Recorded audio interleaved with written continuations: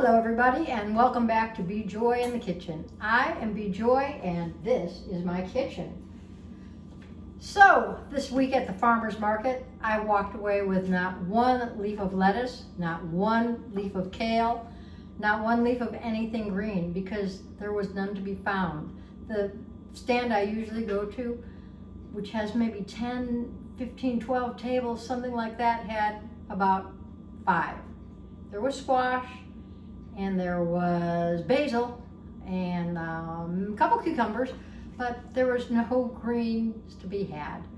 Terribly disappointed, but I am learning the seasons of Phoenix.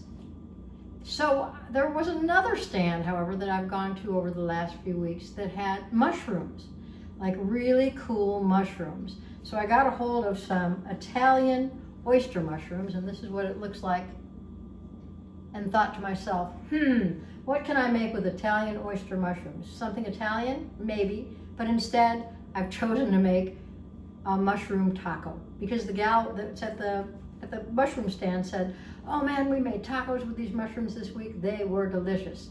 So I said, I'll take it from there. Fantastic. We're making Poblano mushroom tacos today.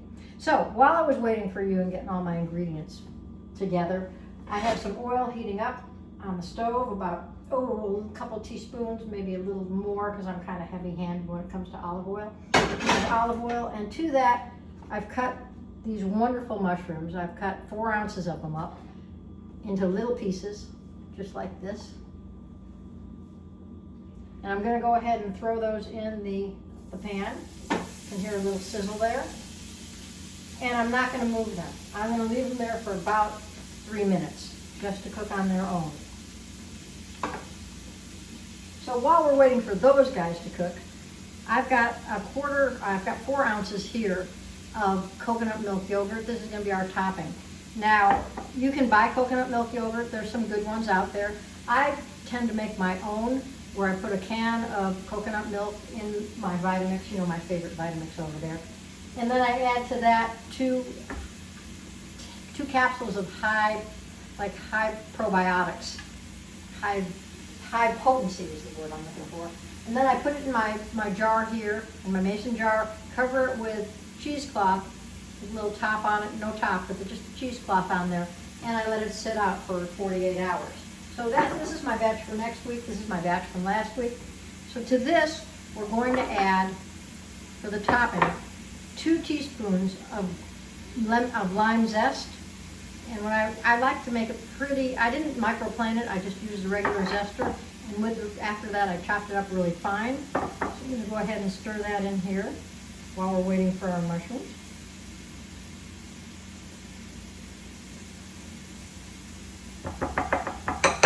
Which is very, very nice on that. So it's going to be a coconut instead of a salsa, right?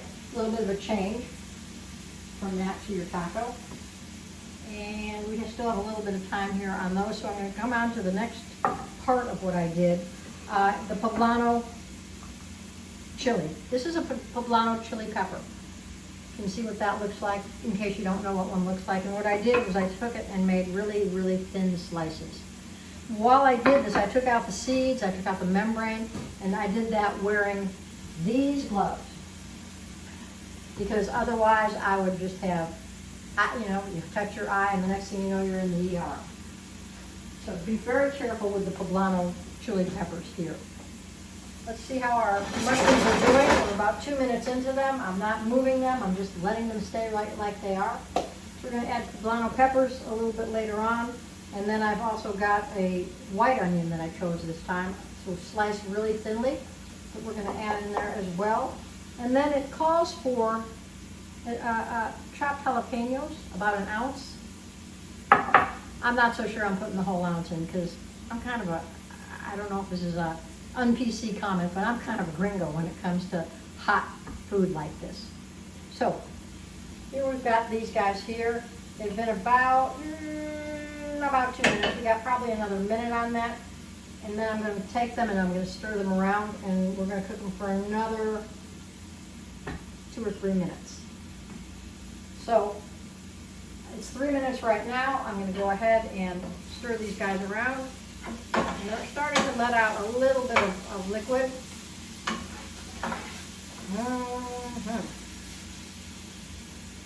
I'm just let them cook for another couple of minutes. So I'll be back.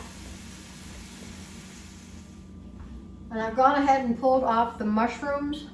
This is what they're looking like. And by the way, you can use any mushrooms that you like. I just chose these because they were at the market this week and they were super fun. And these mushrooms tend to cook a little bit quicker than something like a portobello or even a white mushroom that's sliced a little bit more absorbent. These have all these little kind of very thin kind of membranes here. So they cook up much quicker. All right, so I pulled these guys off. I'm setting them aside. And what I'm going to do now is cut my onion, my sliced white onion.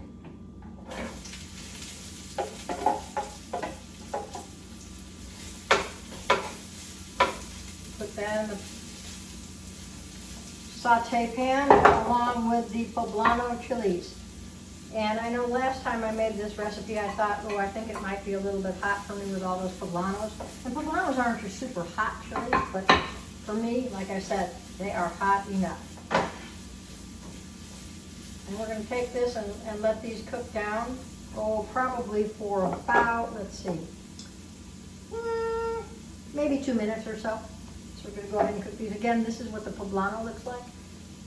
I do believe that these are, I think sometimes I make the chili rellenos with these. Sometimes these are the Anaheim. These are a little bit spicier.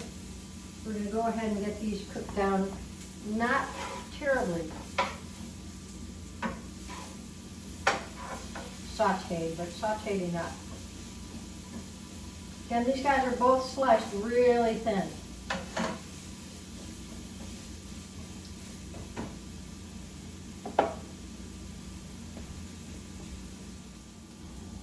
Alrighty. Man, I can feel the heat coming off of these poblanos if I take a sniff.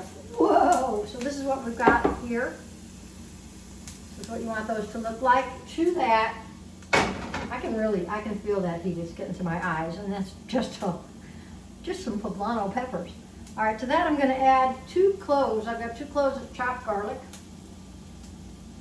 Going to pop in there, along with a tablespoon of chili powder, your own choice of chili powder. Again, if you would like it less than hot, don't. I do love the chili powder thing. That I can handle somehow.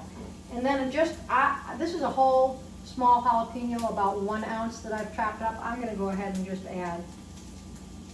I'm not adding the whole ounce. I'm going to wait to see. It's a wait and see for me on that. When I serve it, I can always add the more jalapeno at the end. You can always put more hot sauce in the end if you'd like. Just going to stir this around till it becomes fragrant.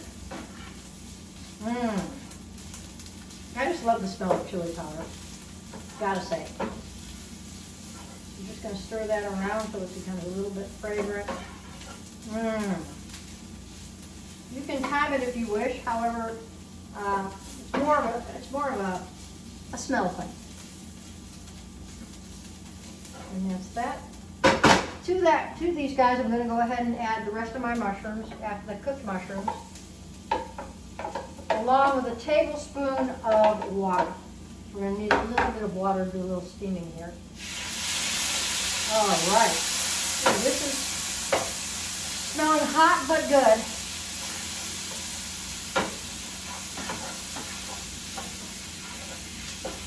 And here we have that. And while this is finishing off, I'm going to go ahead and I've got my pan here to keep my tortillas in, so I'm going to go ahead and get that hot.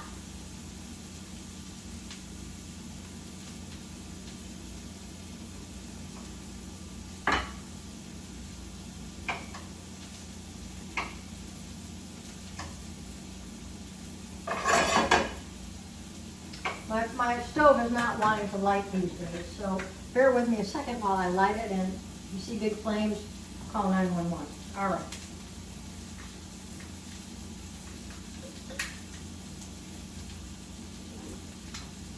Not a big flame, we're safe. I'm in the midst of a part being ordered for my stove. We moved into the house and somehow the stove computer backboard chip something or other was not kind of petered out. I turned the oven on. I don't know if I told you guys this last week or not. I turned the oven on because I was going to bake some potatoes. So I leave the room. You know, I figure, oh, I turned it to 500. It would probably, you know, be preheated in the next 10, 15 minutes, maybe 15, 20. I come back in, but probably 15 minutes later, and it's staring at me like I never turned it on.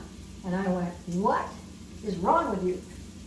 And so we call the guy out, and he comes out and says, oh yeah, your oven board is all messed up. So anyways, we're waiting for the part. As you know, supply chain these days, you wait for a lot of parts. And appliances, for what I'm understanding. All right, so I've got my hot pan, and I've got some gluten-free, I've got the gluten-free tortillas. These are cassava flour tortillas. I've had these before and they're really good. I'm just gonna throw one in there. And we'll make a taco or two.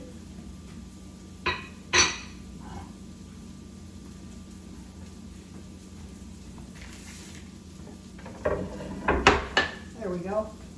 Ooh, this is looking really nice, gotta say. I'm gonna turn it off now. Just wait for this guy to be all heated up. Take him and turn him over.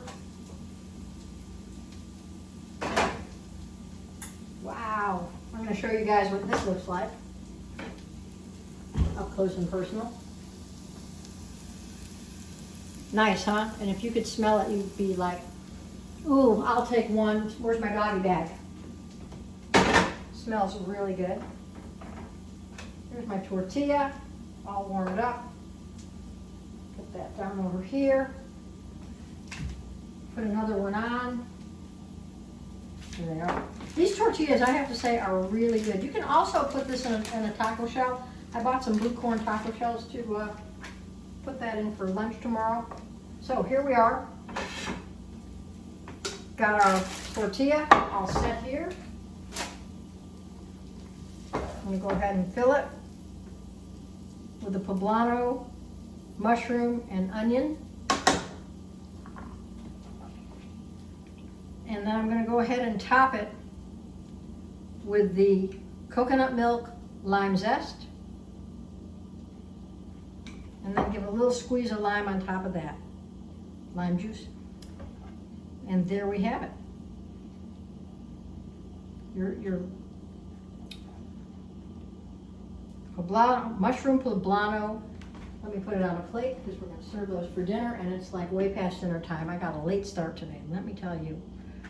Poblano, mushroom poblano tacos. So anyway, my wish for you in the coming week is to be joy in your own kitchen. Enjoy the yum, and until next time, see you.